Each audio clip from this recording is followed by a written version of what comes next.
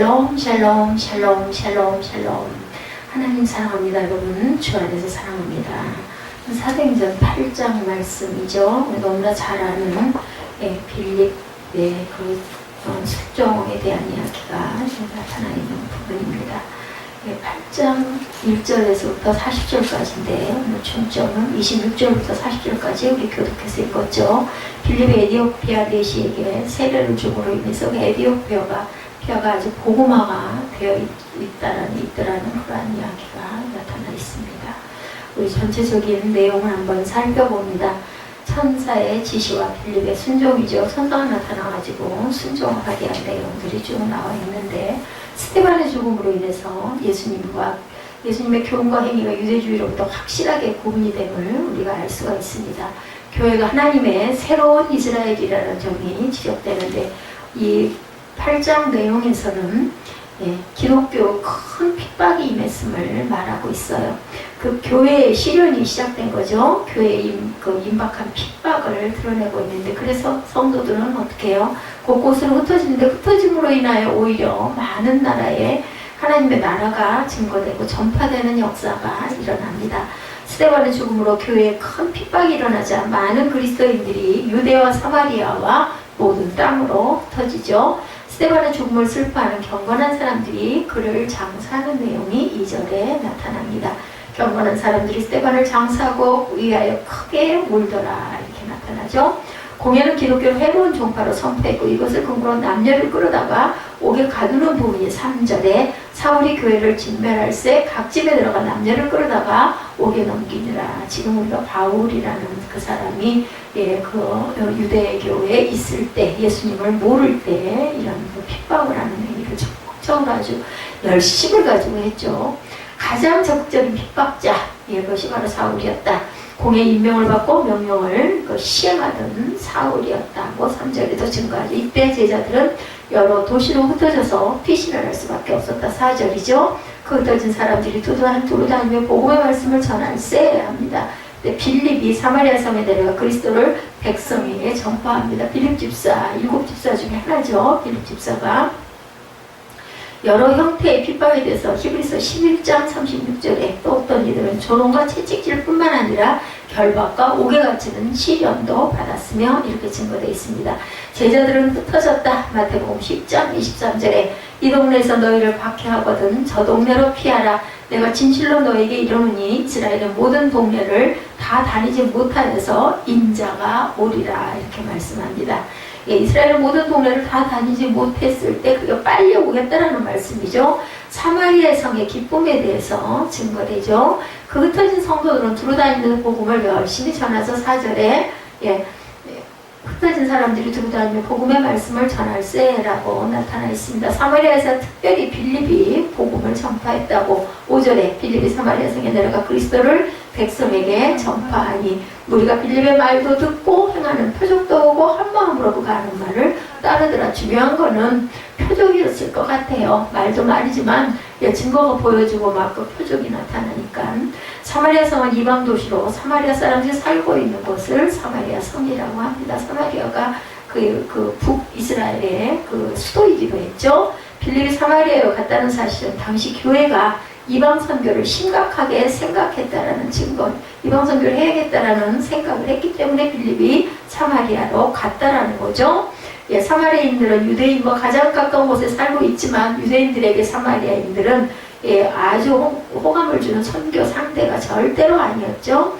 유대와 사마리아는 오랫동안 서로 적대시해서 왔습니다. 그래서 우리가 빌립의 말을 듣고 행하는 표적도 보고 한 마음으로 복음을 받아들였다라고 빌립의 예수님을 본받고 행합니다. 6절에 나타나죠. 복음이 전파된 곳에는 언제나 그랬듯 사마리아 성에도 기쁨이 넘쳤다라고 8절에 증거합니다.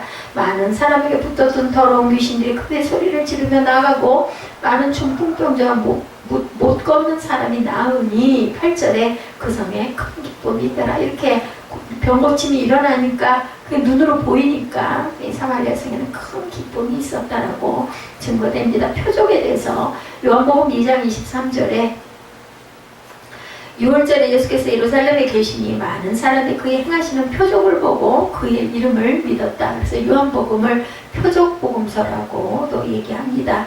영적인 기쁨에 대해서 요한복음 16장 22절에 지금은 너희가 근심하나 내가 다시 너희를 보리니 너희 마음이 기쁠 것이요 너희 기쁨을 빼앗을 자가 없으리라고 말씀합니다. 예, 지금 너희가 근심하지만 내가 다시 너희를 볼 거고 그때 되면 너는 마음들이 굉장히 기쁠 거고 그 기쁨을 빼앗을 자는 아무도 없을 것이다.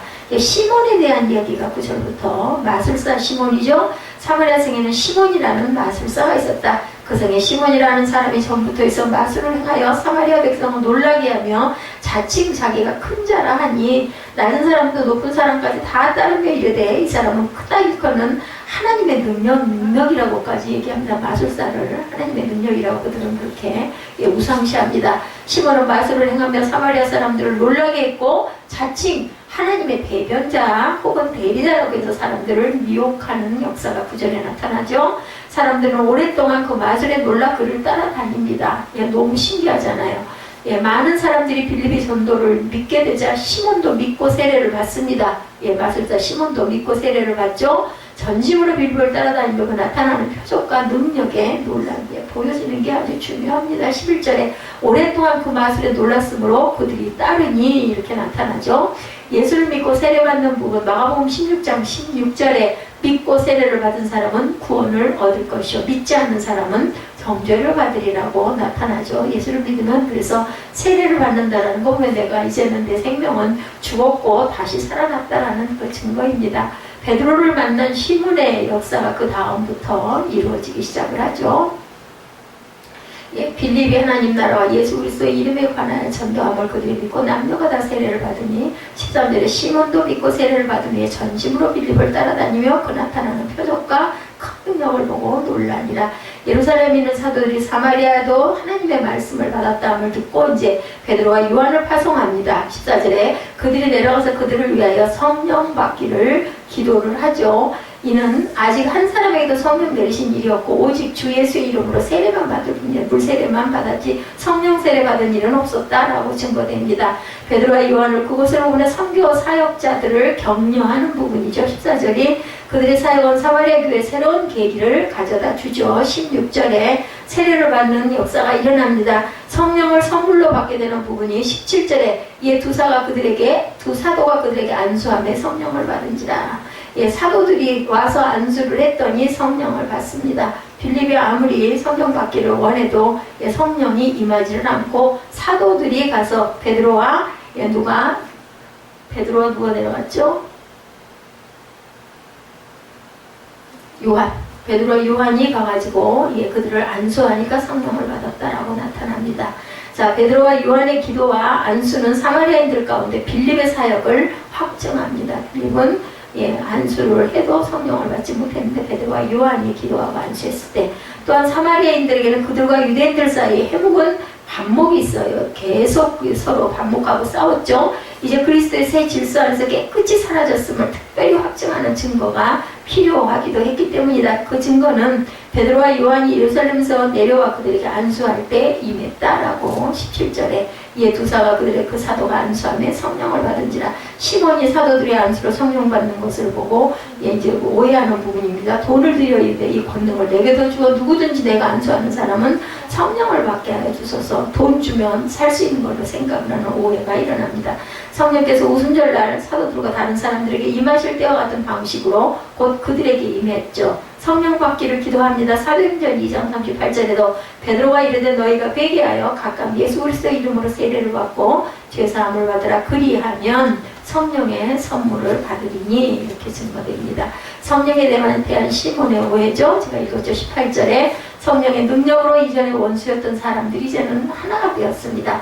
빌립의 기적은 시몬을 놀라게 했고 그를 더 놀라게 한 것은 사도들이 안수할 때 일어난 성령 세례에 놀라죠. 사마리아 사람들이 성령을 받을 때 그 현상을 볼 수 있고 또한 들을 수 있게 나타났으므로 시몬이 주목해 보았을 것입니다. 그는 사도들의 마음대로 사용할 수 있는 마술 이상의 능력을 지니고 있다고 생각하고 그 능력을 돈을 주고 사려고 하죠. 18절에 베드로는 시몬이 가진 신앙의 진실성에 의문을 던지면서 그의 세속적인 야망을 책망합니다. 20절에서 22절이죠. 베드로가 이르되 내가 하나님의 선물을 돈 주고 살 줄로 생각하였으니 내 은과 내가 함께 망할지어다. 저주합니다. 하나님 앞에서 내 마음이 바르지 못하니 이 도에는 내가 관계도 없고 분깃될 것도 없느니라. 나눠줄 게 없다. 22절에 그러므로 너의 이 악함을 회개하고 주께 기도하라. 혹 마음에 품는 것을 사하여 주시리라. 내가 보니 너는 악독이 가득하며 불의에 메인 바 되었도다. 시몬이 대답하이르되 나를 위하여 주께 기도하여 말한 것이 하나도 내게 임하지 않게 하소서 하니라. 두 사도가 주의 말씀을 증언하여 말한 후 예루살렘으로 돌아갈새 사마리아 여러 마을에서 복음을 전하니라. 이제 그리고 빌립과 에디오파 그 네시가 만나는 부분이 오늘 본문 중심인 26절에서 40절까지 나타나죠. 천사가 와서 지시합니다. 그리고 빌립은 순종합니다. 그래서 그냥 빌립의 순종이라고 제가 제목을 잡았습니다. 사마리아에서 대대적인 전도를 성공리에 마친 빌립은 주님의 짓으로 예루살렘의 서남쪽으로 나 있는 가사길로 향했더라. 그렇게 나타나죠. 26절에 그 길은 광야길이었다라고 여기서 증거하고 있습니다. 성경에 나오는 에디오피아는 굉장히 멀더라고요. 보니까 누비아, 즉 나일강 첫 번째 폭포와 수단의 수도 카르툼 쌓여 있는 나일 계곡으로 나타나 있는데 본문의 에디오피아인은 에디오피아 간다게의 재무장관으로 드러나죠. 그는 유대교로 개종하지는 않았지만 유대인의 신앙과 생활 방식을 따라서 하나님을 경외하고 알고자 했던 자다. 그는 배순리의 결기들 가운데 한 절기에 참석하기 위해서 예루살렘에 있었던 것으로 보이고 그것에서 이사해서 두루마리를 구하고 돌아가는 길에 그것을 읽고 있었던 것이 28절에 증거합니다.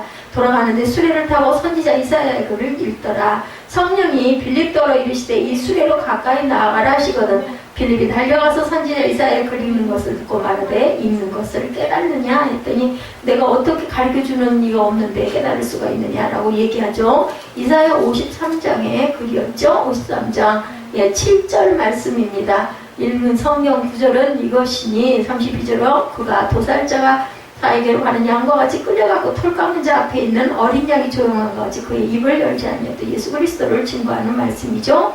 에디오파인으로서는 이 글을 이해가 할 수가 없습니다. 왜냐하면 책도 이사야 한 곳만 들여다보고 읽고 있으니까 알 수가 없죠. 고난당하는 사람이 누구로 가르치는지 알 수가 없다. 그게 누구냐라고 물어보는 게 바로 31절에 그 누구냐, 내가 어떻게 깨닫겠느냐라는 그런 내용이죠. 다른 예배에 대해서 시편 96편 8절에 야훼 이름에 합당한 영광을 그에게 돌릴지어다. 예물을 들고 그의 궁정에 들어갈지어다. 이렇게 증거합니다. 성령의 인도하심, 사사기 6장 12절에 야훼 사자가 기드온에게 나타나 이르되 큰 용사여 야훼께서도 함께 계시도다. 이 함께 계신다라는 게 굉장히 중요한 의미입니다. 우리가 잘못을 했을 때도 야훼께서 함께 계시면 깨닫게 하시고 회개하게 하시고 마음에 아픔이 있게 하시고 그죠? 거리낌이 있게 하시는 모든 것은 성령이 하시는 역사죠. 4시에 세례받는 부분이 36절과 38절에 증거됩니다. 우리가 쭉 가면서 읽으면서 내려가죠. 그가 굴욕을 당했을 때 공정한 재판도 받지 못하였으니 누가 그의 세대를 말하리요. 그의 생명이 땅에서 빼앗김이로다 하였거늘 그 네시가 빌립에게 말하되 청컨대 내가 묻노니 선지자가 이 말한 것이 누구를 가리키느냐 자기를 가리키느냐 타인을 가리키느냐 빌립이 입을 열어 이 글에서 시작하여 예수를 가르쳐 복음을 전하니 길 가다가 물 있는 곳에 이르렀고 네시가 말하되 보라 물이 있으니 내가 세례를 받으면 무슨 꺼리낌이 있느냐 이에 명하여 수레를 멈추고 빌립과 네시가 둘 다 물에 내려가 빌립이 세례를 베풀고 둘이 물에서 올라올새 주의 영이 빌립을 이끌어 갑니다. 네시는 기쁘게 길을 가므로 그를 다시 보지 못하니라. 빌립은 아소도에 나타나 여러 성을 지나다니며 복음을 전하고 가이사라에 이르니라. 이렇게 끝이 나죠. 영적인 가르침에 대해서 누가복음 24장 27절에 이에 모세와 모든 선지자의 글로 시작하여 모든 성경에 쓴 바 자기에 관한 것을 자세히 설명하시니라. 예수님에 관한 것을 이렇게 설명합니다. 전체적인 8장 전체 내용은 빌립은 영혼 구원에 있어서 모범적인 사람이었고 성령의 이끌림을 받은 거죠. 천사가 계속 나타나서 얘기한 것은 빌립에게는 영혼에 대한 뜨거운 사랑이 있었고 하나님과 교통합니다. 그게 바로 성령의 가르침이죠. 성령이 지도 아래 있었죠. 그뿐 아니라 그는 그 하시는 말씀을 바로바로 순종하는 사람이었다. 그러므로 그는 사마리아에서 위대한 일을 할 수가 있었던 것이다. 우리 주일날인가요? 그 윤정 집사가 그런 얘기하죠.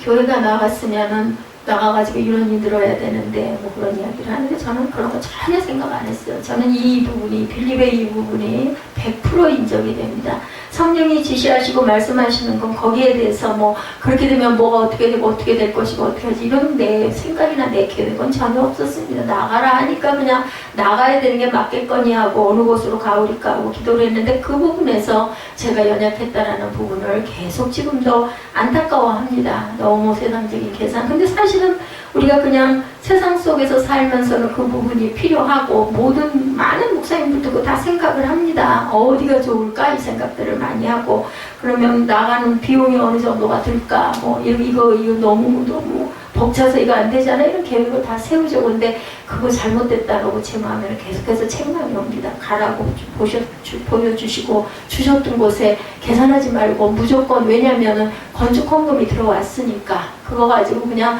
탁 해가지고 그죠? 그 안에서 자르긴 잘라야겠죠. 얼마 가지고는 성전을 만들고 어느 정도 가지고는 사역자들도 쓰고 이렇게 해가지고 해야 되겠다는 그런 것들은 뭐 계산이라고 볼 수가 없지만 지금도 보면 많은 교회들이 전부 뭐 들어오는 금액 가지고 그대로 유지하는 교회는 거의 없습니다. 그래서 장로님들이 서 계시죠.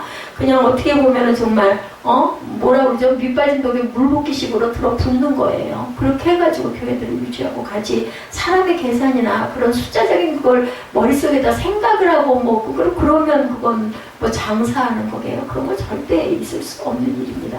그거는 하나님이 하실 수가 있는 일이 아니고 그거는 그건 아닌 것 같아. 그것도 말도 안 되는 소리예요. 우리는 정확하게 모를 때는 기도하면서 이루어지는 길을 우리가 바라보고 따라가야 될 줄로 믿습니다. 사마리아에 대한 이야기가 나오죠. 7 집사 중 하나인 빌립에 의해서 사마리아 지역에 복음이 전해졌죠. 예수님께서 명하셨던 예루살렘과 온 유대와 사마리아와 땅 끝까지 사마리아는 어디예요? 이방의 땅이기 때문에 온 유대와 사마리아와 땅 끝까지 아마 사마리아가 아마 끝 지점이었을 것 같아요. 이스라엘 끝, 그죠? 그래서 그 북이스라엘이라고 그러죠. 이 사마리아가 북이스라엘의 수도입니다. 지목된 한 지역인데 예수님이 언급한 4곳 중에 사마리아는 굉장히 특별한 곳이다. 예루살렘과 유대와 땅 끝은 지리적인 확대로 볼 수 있지만 사마리아는 굳이 언급할 필요가 없는 그 안에 있는 지역이었는데 다른 중요한 지역이나 나라도 언급했어야 할 것인데 그런 점에서 예수님이나 사도행전을 쓴 누가가 사마리아를 굉장히 특별하게 생각했기 때문에 여기서 정확하게 사마리아라는 지명을 딱 찍어서 얘기했다라는 얘기입니다. 유대인들에게 있어서 사마리아는 단순한 지리적 한계 이상의 의미를 가지고 있었다. 문화적이며 민족적인 한계선이기도 했다. 유대인들은 이방인들보다 사마리아인들을 더 싫어하고 더 미워했죠. 그리고 아주 경멸했습니다. 검은 고양이가 가장 기분 나쁜 것은 뭘까요? 흰 고양이래요. 같으면서도 다른 것을 싫어하는 거죠. 예, 전혀 아무 상관이 없으면 뭐 상관 안 해요. 그죠? 라이벌 의식도 가질 필요가 없는데 비슷하면서도 경쟁 상대가 되는 것들을 견제하고 싫어하죠. 우리가 남한과 북한이 항상 대지관계에 있는 것과 같이 이것이 북한이 우리에게는 사마리아 지역으로 보여질 수가 있다. 사마리아는 이스라엘의 북왕국의 중심 지역, 아까도 제가 말씀드린 대로 그것은 아수르에서 패망하면서 전략적으로 이방 민족이 이주하면서 살게 되었고 사마리아는 그 결과 혼혈 민족과 종교를 형성했기 때문에 그렇게 유대인들이 미워하고 싫어했다는 거죠. 남왕국 유다 또한 망하고 바벨론 포로에서 돌아와 예루살렘 성전과 성벽을 건축하려 했을 때 지속적으로 반대했던 자들이 바로 이 사마리아 사람들이 굉장히 문제를 많이 일으켰어요. 우리도 같이 참여하자. 그런데 뭐 절대로 너희들을 참여하지 말라고. 아니 그냥 멸시했으니까. 그래가지고 원수같이 여겼으니까. 이 내용이 에스라와 느헤미서에 그대로 기억되어 있습니다. 극자이들은 모세의 오명을 나름대로 해석한 사마리아 종교를 따로 만들고 BC 4세기경에 세겜의 그리신산이라는 곳에 자기 성전을 세우고 거기에서 그 제단을 쌓고 제단을 쌓고 거기에서 이제 예배를 드리기도 하고 그랬던 거죠. 지금도 6월절 무렵에 이곳에서 드리는 희생양 제사 의식으로 유명한데 이에 반발해서 유대의 하스모니아 왕가는 BC 100년 무렵에 사마리아를 정복하고 성전을 파괴해버립니다. AD 6년에 사마리아인들이 예루살렘 성전 뜰에 죽은 사람의 뼈를 뿌린 성전을 모독하죠. 서로 원수처럼 생각했기에 유대인들은 사마리아 땅을 밟지 않으려고 아래 요단강 쪽으로 멀리 돌아서 예루살렘과 갈릴리를 오가기도 했다고 그래요. 그쪽은 아예 땅도 안 밟았던 건데 누구는 예수님께서는 거기로 일부러 들어가셨죠. 그래서 그 물깃는 여인을 만나는 일, 있을 수 없는 일을 예수님은 하신 거예요. 그런 점에서 요한복음 4장에서 예수님의 사마리아 여인에게 복음을 전했던 것은 굉장히 특별한 사건이다. 우리는 그냥 당연히 예수님을 어느 곳에 나가서 복음 전하니까 그 무심히 부를 수가 있지만, 우리가 이것을 깊이 보면 예수님이 그 행하신 그 행적은 굉장히 특별한 의미, 특히 사마리아 사람들. 예수님은 사마리아에 대한 관심이 있었고, 이런 관심이 유달리 누가복음에 잘 나타나 있고, 그렇기 때문에 사도행전을 쓴 누가가 사마리아를 그 요충지로 중심 지역으로 말을 하고 있다라는 거죠. 예수님을 영접하지 않은 사마리아인들에 대해서 야고보와 요한이 하늘에서 불을 내려 심판하라고 했을 때, 그때도 그 얘기를 하고 있죠. 예수님은 오히려 이들을 꾸짖습니다. 누가복음 9장 51절에서 56절에 증거되고 있죠. 예수님의 비유 중에 누가복음의 선한 사마리아의 비유는 사람들에게 많은 사랑을 받죠. 강도 만난 자를 제사장과 레위인은 거부했지만 사마리아인은 그들을 살리죠. 누가복음 10장 25절 37절에 나타나 있는 그러한 그 사마리아 사람이 돌보아준 그 강도 만난 사람. 유대 율법사는 그 이름조차 부르기를 꺼려해서 자비를 베푼 자라고 돌려서 말합니다. 예수님은 사마리아인을 사랑의 복음으로 내세우죠. 이 사건에서 10명의 문둥병자가 예수께 나왔다가 가는 도중 다 나음을 얻었지만 돌아와서 하나님께 감사했던 사람이 또한 사마리아 사람 한 사람뿐이었다고 예수님은 칭찬을 하죠. 누가복음 17장 11절에서 19절에 증거합니다. 이처럼 예수님이나 누가는 사마리아에 대한 특별한 사랑을 보였다. 그것은 잃어버린 자를 향한 주님의 사랑이고, 그것을 아는 누가의 기록이라는 겁니다. 그 마음을 알기 때문에 특별히 같은 민족과 역사를 공유하고 있으면서도 원수처럼 지내고 있는 자들에 대한 화해의 손짓, 그래서 우리가 남과 북이 하나가 되어야 된다는 거죠.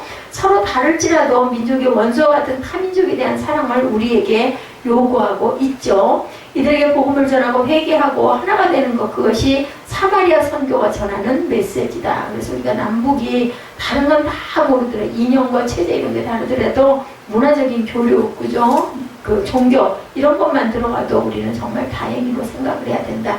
그렇게부터 시작이 돼야 된다는 거죠. 그것이 하나님의 사랑이고 복음의 능력입니다. 우리에게는 북한이라는 존재가 지금 타겟으로 나타나 있죠.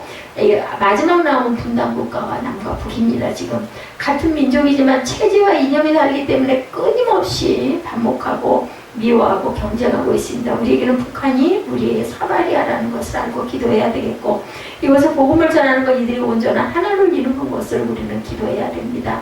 통일이라는 의식은 요즘 세대에 굉장히 전 같지 않죠. 김대중 대통령 계실 때가 굉장히 교통이 아주 수월했고, 소를 끌어다 갖다 주고 했다고 그러죠. 그렇게 하면서 문이 열리고 남북 같이 만남의 그런 시간도 있고 있었는데, 지금은 또 굉장히 멀어졌다고 합니다. 이질적인 요소가 너무 많아지고 이념적 갈등이 더 골이 깊어졌고, 그렇지만 통일은 우리에게 굉장히 꼭 이루어야 할 수건이다. 민족의 하나됨이나 민족의 발전 운운하기 전에 우리 자신의 안전을 위해서도 필요하다. 언제 어떤 상황이 전쟁이 발발할지 우리가 알 수가 없죠. 언제까지 전쟁과 긴장 가운데 살 수가 없기 때문이고, 이 때문에 양쪽의 독재와 반공 국가라는 기형적인 정부 형태를 만들 수는 없죠. 우리는 끊임없이 기도하고 이 장벽을 부수기 위해서 노력해야 된다. 요즘에는 뭐 옛날처럼 쳐들어가고 전쟁하고가 아닙니다. 기도해야 됩니다. 그렇다 해서 우리가 정치적이나 체제로 하나의 통일 국가를 꼭 이루지 못한다 할지라도 우리가 그 복음만이라도 전해지고 증거해야 되겠죠. 주님이나 초대교회도 그런 노력을 하지 않았는데, 두 개의 체제가 한반도에 존속해도 상관이 없고 복음이 자유롭게 들어갈 수 있다면, 예배가 이루어질 수 있다면, 서로 왕래할 수 있다면, 그리고 서로 도울 수 있다면, 1차적으로 그죠? 지원할 수만 있다면 그것이 1차적인 통일이죠. 서로 미움이 없고 긴장이 없는 문화적 통일만 이룰 수 있다 해도 다행이다. 사마리아 선교는 주님의 지상 명령이다. 그렇기 때문에 오늘 본문에도 마찬가지고, 우리의 사마리아인 북한 선교를 위해서 우리가 그래서 끊임없이 기도하고 나아가야 된다. 마술사 시몬의 이야기죠. 사마리아를 장악하던 자가 있었는데 바로 마술사 시몬. 예, 그에 대해서 9절에 아까 묘사한 걸 우리가 봤지만, 그 중에 시몬이라는 사람이 전부터 있어 마술을 행하여 사마리아 백성을 놀라게 하며 자칭 큰 자라 하니, 마술사 시몬은 영적으로 사마리아 지역을 장악하고 있는 자였다.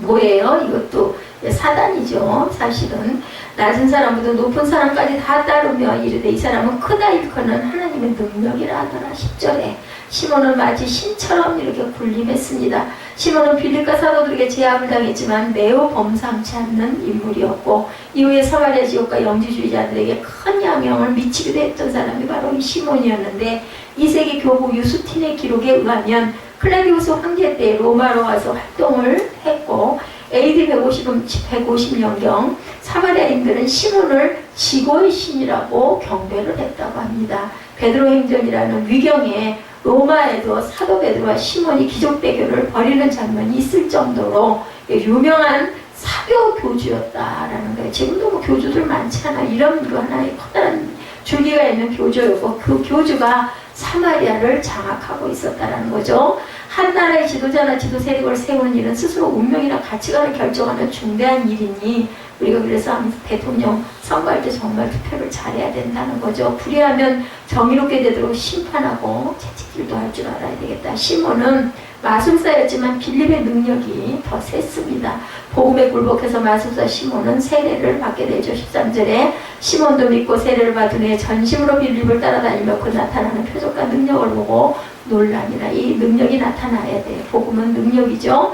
한 민족이나 한 사람을 장악하고 있는 강한 자가 있었으니 사마리아 지역에서 마술사 시몬이었고 시몬은 악한 영이었다라고 증거합니다.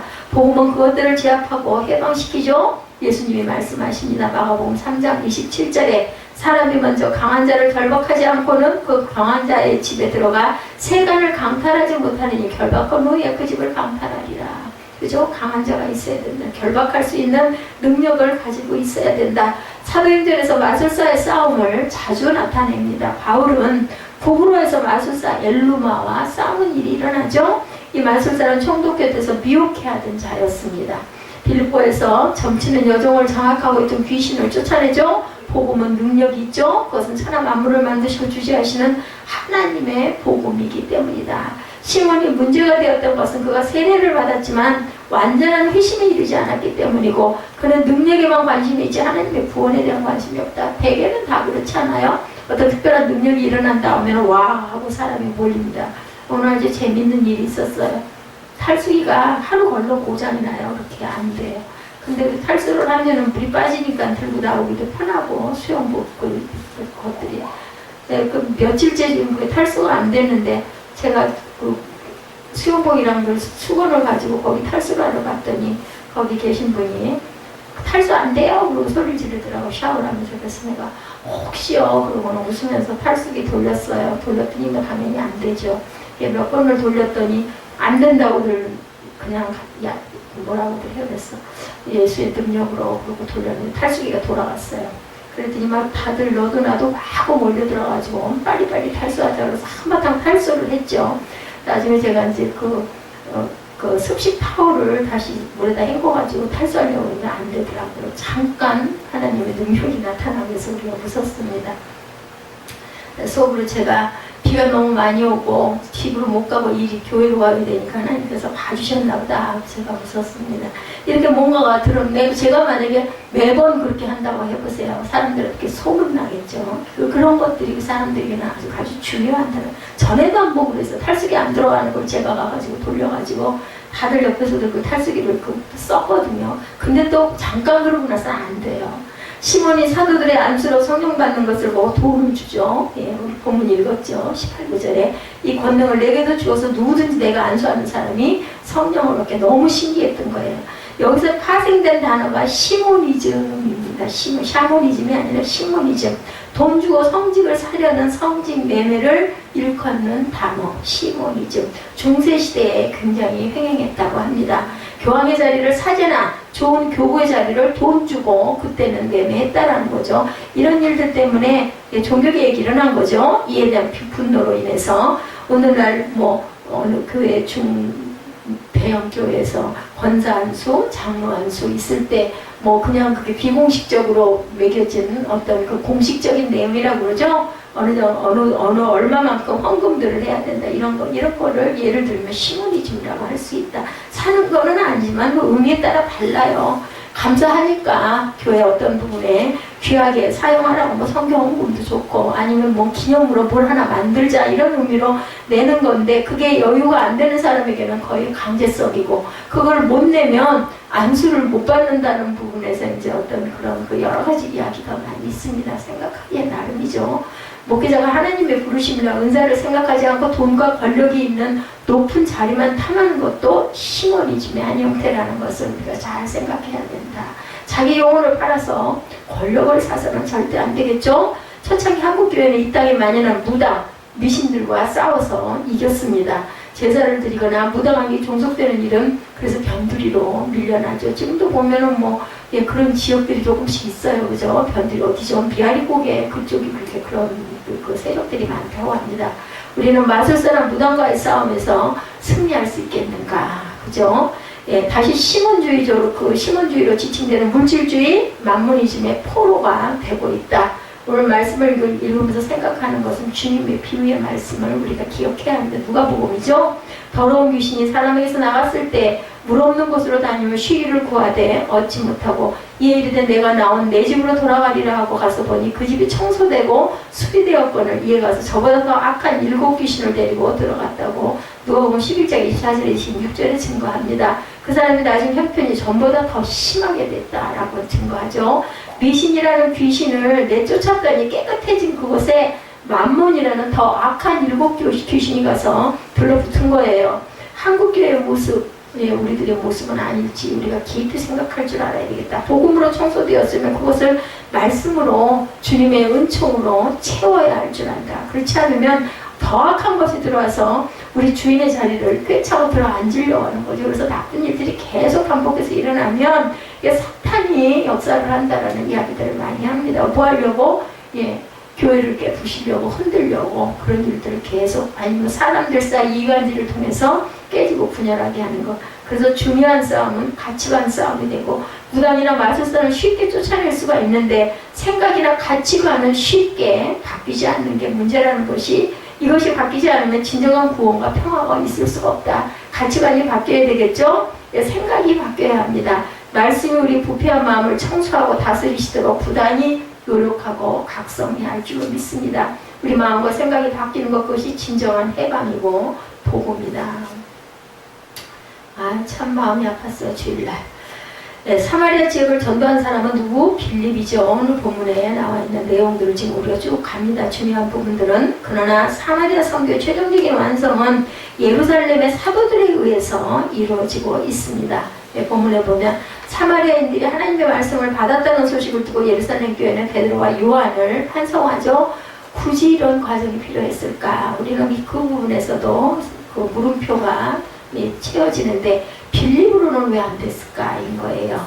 이것이 교회 질서라는 거죠. 집사로는 안 됐다라는 거예요. 사도들이 인정하고 세워야 정식 교회로 설 수 있다는 거예요. 그러니까 각자의 직임이 있다는 거죠. 사도들이 사마리아인들에게 안수하자. 아까 우리 본문에 읽었죠. 성령이 임합니다. 사마리아 지역의 오순절이죠. 성령이 임했다는 것은 사마리아 교회가 정식으로 하나님의 나라, 하나님의 백성이 되었다는 사인이고 빌립은 성령의 능력이 부족했을까? 그렇다면 빌립 집사는 누구는? 스데반 집사는 막 그런 것도 능력도 했는데 그죠? 예, 세례 줄 때 성령이 임할 수가 없었다고 나타나 있죠. 빌립은 성령이 충만한 사람이었습니다. 이후에 보면 빌립은 성령의 음성을 듣고 에디오피아 여왕 간다게의 내시에게 다가가 세례를 주기도 했어요. 그죠? 빌립의 딸들은 예언을 할 정도로 또한 능력이 탁월했다라고 나타납니다. 그렇다면 그는 능력을 가지고 있었는데 왜 성령을 주지 못하고 세례만 베풀었을까? 아까도 말씀드렸지만 교회의 질서, 하나님께서는 질서의 하나님이라고 하죠. 모든 권위와 근원은 예루살렘 교회 12사도들에게 있다라는 증거이다. 성령님은 이들을 안수를 통해서만 임했다는 거죠. 나중에 안디옥에 이방인 교회가 섰을 때도 마찬가지였다. 그래서 안수할 때 목사 안수, 권사 안수, 장로 안수, 전도사 임명 이런 거 할 때 전도사는 안수는 없습니다. 임명입니다. 그럴 때 이렇게 그 주종들이 원로들이 그 안수를 하죠. 예루살렘 교회에서 바나바를 파송해서 확인하고 추인할 때도 안디옥의 이방인 교회가 섰을 때도 마찬가지다. 학자들은 이것을 초기 가톨릭주의라고도 일컫는다. 가톨릭주의라는 것은요, 교황과 사제로부터 평신도에 이르는 질서를 이야기합니다. 사도행전에서 보도하는 초대교회의 모습은 굉장히 여기에 부합하는데, 사도행전이 성령행전이라고 해서 자기 마음대로 사역하거나 자기 생각을 절대로 주장해서는 안 된다. 교회에 권위가 있고 교회 질서를 따라서 사역이 이루어져야 그 교회가 온전하게 서서 간다라는 거죠. 루터가 그 종교개혁 그 비텐델 그 성당에 95개조 반박문을 게시한 날이 바로 1517년 10월 31일이라고 하죠. 2017년이 의미 있는 것은 종교개혁 500주년이었기 때문인데, 개신교의 탄생이죠. 종교개혁이 일어나면서부터 다시 종교개혁 정신을 우리가 한번 되살펴 볼 필요도 있다. 종교개혁의 주요 모토 중에 하나가 만인 사제주의, 그죠? 신약이 되면서 어떻게 됐어요? 종교개혁이 되면서 모두 다 왕 같은 제사장들이 다 된 거죠. 교황과 사제 중심에서 모두가 사제라는 하나님의 앞에 평등을 강조합니다. 중세의 사제 중심주의의 폐단이 굉장히 많았기 때문에 뭐를 했어요? 계속 돈 받고 팔았죠. 사분원율되고 교회의 권위가 약화된 한국교회의 모습을 보면서 초대교회의 질서와 권위를 우리가 다시 한번 생각해 봐야 되겠다.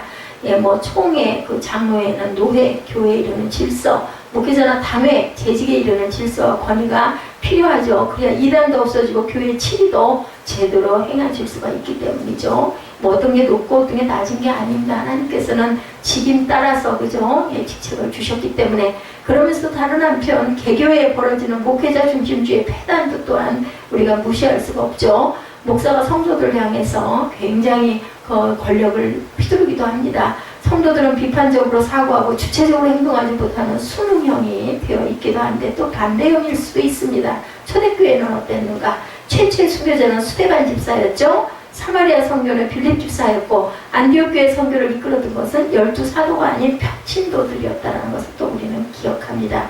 이방인 선교 또한 예루살렘 교회 주도가 아닌 안디옥 교회였고요. 선교사 바울이 있었죠. 미리 한계를 뚫고 나갔고, 12사도들은 그 뒤를 따르며 추인하고 교회를 공고히 하는 일을 했다. 그러니까 지인들이 이렇게 나뉘어서 일들을 했다라는 겁니다.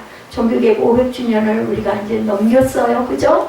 우리에게 필요한 것은 교회의 질서를 회복하고 교회가 권위가 생기고 통일성이 있게 가야 된다라는 겁니다. 행정에도 마찬가지. 그래서 목사님들도 보면 대형교회는 행정 목사님이 따로 계십니다.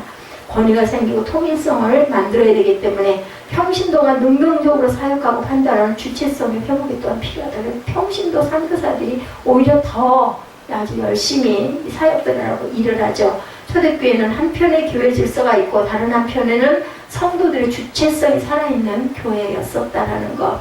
우리 교회가 그래서 초대교회를 닮아가고, 그리고 권위를 인정하고 서로가 존중하고 순종하고, 누가 높고 낮고가 아니에요. 그죠? 지인들이 다 각각